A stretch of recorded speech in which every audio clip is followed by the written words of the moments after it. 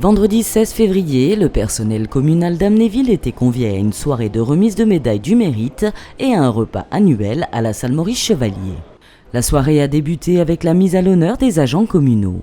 Ce fut également l'occasion d'honorer les agents partis à la retraite.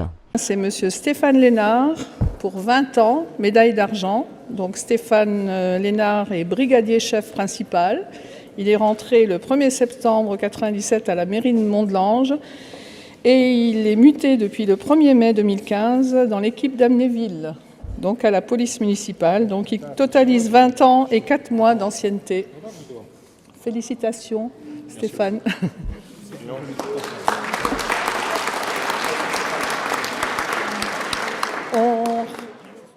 J'appelle Claude Figini, à qui on va remettre la médaille Vermeil pour 30 ans de service, donc à la police municipale, entré le 16 juillet 1984. Il est gardien brigadier et il totalise 33 ans, 5 mois et 15 jours de travail. 15 jours. Félicitations.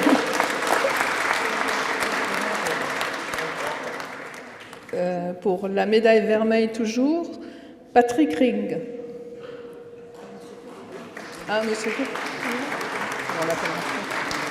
Donc Patrick Ring, agent de maîtrise principale, entré le 11 janvier 1988, travaille aux ateliers, pour les bâtiments, voirie, maçonnerie, serrurerie, et il a 29 ans, 11 mois et 20 jours de travail. Félicitations Patrick. Voilà, Olivier Kurtz, agent de maîtrise principale au service technique, entré le 18 avril 1988, totalisant 29 ans, 8 mois et 13 jours de travail.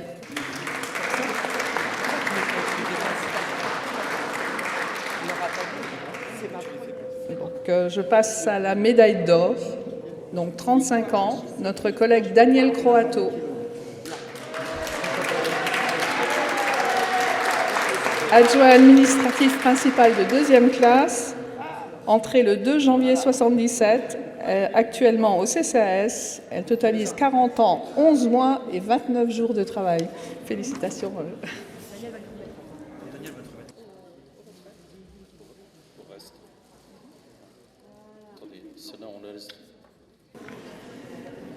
Alors, pour les départs à la retraite, donc depuis le 1er août 2017, monsieur Francis Léninger.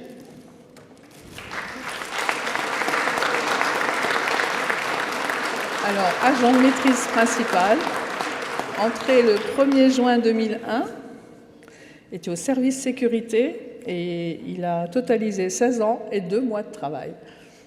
Bravo, bonne retraite Francis, encore une fois.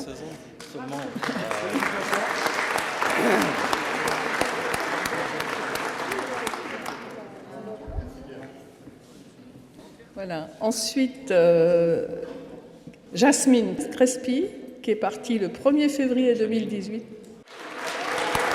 J'ai pas mis le mot.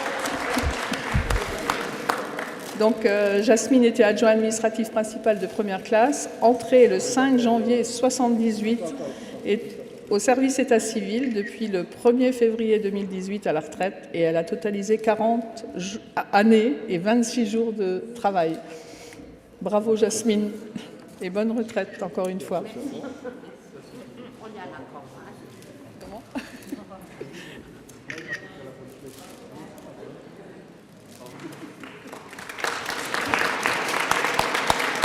Alors, depuis le 1er décembre 2017, Madame Ursula Ritter, qui était au service scolaire, qui était agent spécialisé principal des écoles maternelles 1re classe, et qui est entrée à la commune le 26 septembre 1972, totalisant 45 ans, 2 mois et 4 jours de travail. Bravo.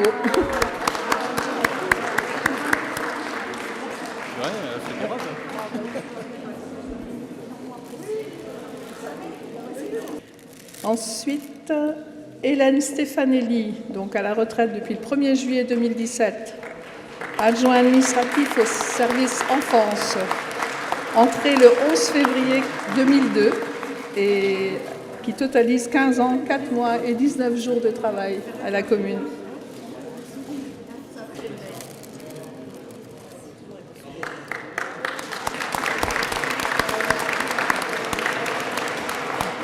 passe à Madame Francine Schmuck, à la retraite également depuis le 1er janvier 2018, agent spécialisé des écoles maternelles principales de 2e classe, entrée le 1er septembre 1978 au service enfance et qui totalise 39 ans et 4 mois de travail. Félicitations. Félicitations, madame. Donc, on repasse aux médailles d'argent, donc 20 ans, pour Monsieur Frédéric Agazi. Attaché, grade d'attaché, donc entré le 16 août 1998 au Conseil départemental de Metz et qui, depuis le 1er mai 2015, est arrivé à la mairie d'Amnéville et qui est responsable piscine, patinoire, sport, entretien des bâtiments et qui totalise 19 ans, 4 mois et 15 jours de travail. Félicitations. C'est facile quand même, hein ? Oui. Ah bah oui. Philomène Regina, la directrice générale des services de la mairie d'Amnéville, a ouvert les discours. Une nouvelle année s'est achevée et nous voilà à nouveau réunis autour de ce moment de convivialité rituelle dont nous vous remercions, Monsieur le maire, Mesdames et Messieurs les adjoints. La fin d'année dernière est venue, hélas, nous rappeler, si besoin était, la fragilité de la vie et la nécessité de profiter pleinement de l'instant présent et de chaque instant. Capitalisons par conséquent à ce titre ce moment de partage confraternel. Le départ de notre collègue Laetitia, en pleine force de la jeunesse, a été un choc. Ayant une pensée pour elle, mais aussi pour tous les collègues qui nous ont quittés ces dernières années, ainsi que pour leurs familles. Difficile aura été en effet la fin de l'année dernière, difficile est le démarrage de la nouvelle. Tentation alors de plonger dans une spirale négative et de ne regarder que le verre à moitié vide. Mais que dire alors de la solidarité qui s'est manifestée autour de nos collègues des ressources humaines pour dépasser ce moment douloureux? Que ça n'a pas de valeur? Ce sont ces petits riens, ces petites étincelles qui, au contraire, mis bout à bout, confortent la révolution tranquille que la Direction générale vous a invité à faire depuis 2014, chers collègues, et qui, petit pas après petit pas, permet de porter ensemble une ambition collective, de faire fi des rivalités de personnes et ou de services, de mettre à profit toutes les compétences, même celles les plus insoupçonnées, pour répondre à notre mission première d'intérêt général et donc à répondre à l'intérêt suprême de notre commune. Je veux par conséquent résolument ne regarder que la partie pleine du verre. Je veux être convaincue d'une prise de conscience collective majoritaire quant aux difficultés que traverse notre commune et qui rend difficile sa gestion quotidienne. Je veux être convaincue dès lors de la confiance que vous nous faites majoritairement lorsque nous vous disons que la commune Providence, qui peut tout assumer, a vécu et qu'il y a urgence à changer de modèle, qu'il vous appartient dès lors de vous prendre en main pour construire votre destin au sein de l'institution publique au sens large. C'est le sens et les principes que nous défendons dans le cadre de la construction de notre nouveau régime indemnitaire, mais aussi dans l'analyse de toutes les situations que nous avons à connaître et à gérer. Je veux exprimer ma satisfaction, la satisfaction de la Direction générale, de constater d'ores et déjà que nombre d'entre vous ont compris notre message et notre démarche. Certains résultats sont déjà là ou palpables pour notre plus grande satisfaction. Je veux être convaincue de pouvoir compter sur cela pour relayer le message à leurs collègues encore dubitatifs du fait que l'organisation qui leur est proposée, certes encore en cours de finalisation, se veut cohérente et équitable, et que son objectif est in fine de pouvoir reconnaître la manière de servir de chacun. Je veux inviter ceux qui doutent encore à ne pas hésiter à pousser notre porte et à aborder le dialogue avec la Direction générale en confiance. À la suite de cette allocution, Monsieur le maire Éric Munier s'est adressé à ses agents. Je voulais simplement vous dire que lorsque l'on aime une commune, et c'est le cas de toute l'équipe municipale, c'est pas les bâtiments qu'on aime, c'est pas le centre thermal et le loisir, c'est pas l'image qu'on aime. Une commune, c'est pas des structures, c'est pas du bâti, parce qu'à ce moment-là, on peut très bien dire que on aime aller voir des monuments, on aime aller dans des endroits qui sont morts, on aime voir des vieilles pierres, mais en réalité, c'est une passion.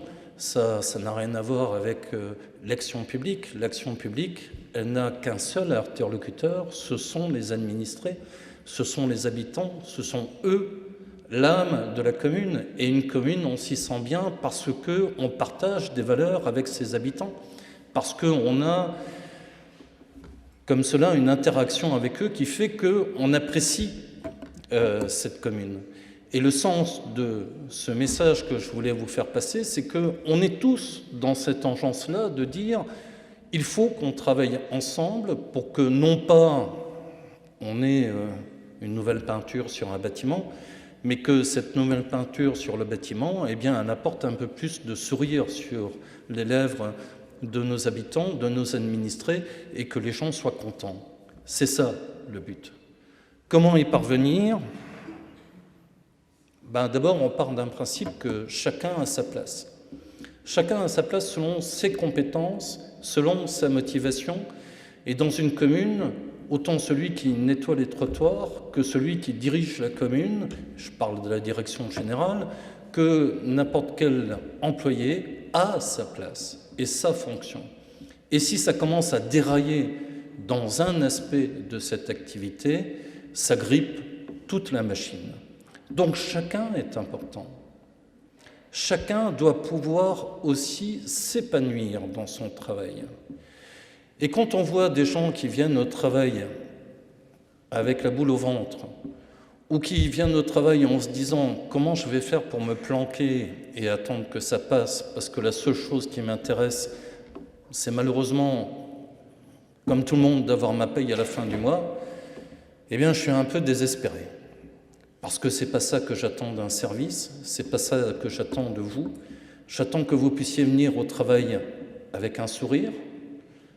Je ne parle pas de franche rigolade, mais au moins sans appréhension, et que vous puissiez vous épanouir dans votre boulot. Il n'y a rien de pire que d'attendre que ça se passe et de chercher à fuir ses obligations. Lorsque l'on a un travail intéressant, on prend un peu de plaisir à le faire, le temps passe plus vite et tout le monde est content. Voilà tout le sens de l'action communale. Mais, dit comme ça, c'est merveilleux, sauf que la réalité, elle n'est pas toujours aussi simple que ça. Je vous rappelle quand même que ce qu'on a dit, on a essayé de le mettre en œuvre. Alors, je ne parle pas du quotidien, quand on se croise, je ne parle pas de l'attitude qu'on peut avoir ou de votre ressenti. Je dis simplement que vous devez aussi forger votre opinion sur des faits objectifs. Première chose, pour ceux qui ne l'auraient pas encore compris, en 2014, on se trouve avec 7 millions d'euros de trous de trésorerie. 7 millions d'euros. Je raconte une anecdote, mais le préfet me convie. Et je pense que c'est une visite de courtoisie que je lui rends, parce que, nouvel élu, je viens me présenter au préfet. Quand j'arrive devant son bureau, en attendant qu'on l'ouvre, il y a des gens qui se présentent, qui viennent me voir en me disant « je suis un tel », délégation générale des finances publiques, je suis un tel, chef de la comptabilité publique, je suis monsieur machin, je suis madame un tel. Et finalement, quand la porte s'ouvre, tout le monde s'engouffre dans le bureau du préfet, et moi je reste un peu à l'écart en me disant « dis donc, je vais encore poireauter pendant 1 heure, le temps qu'il en est terminé avec tous ces gens-là ». Et on me dit « non, vous rentrez aussi ». Et je me retrouve avec 20 personnes, et pendant 2 heures, on va m'expliquer que Amnéville n'est pas sous la loupe, mais sous le microscope. Et que finalement, j'aurais peut-être tout intérêt à opter pour une tutelle, plutôt que d'essayer de me dépatouiller avec les difficultés que l'on rencontre.